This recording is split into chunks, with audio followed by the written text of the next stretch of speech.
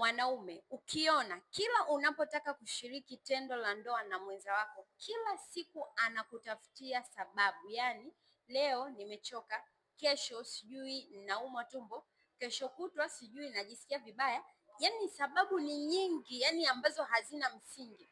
Aidha kuna mtu ambaye yuko naye anamsaidia kuhandle zile hisia zake au kumaliza zile hisia zake, lakini pia aidha na wewe uko bize sana na kazi, hauna muda kwa ajili ya kumridhisha mwenza wako, kutokana kwamba unafanya mara moja, hauwezi kurudia tena, au unakaa muda mfupi, unashindwa kabisa kukaa kwa muda mrefu kwenye tendo la ndoa, au hata wewe pia hisia zinapotea kabisa kwa muda. Kwa hiyo hali ameshaizoea, na ndio maana kila ukitaka kushiriki naye tendo la ndoa na kukatalia.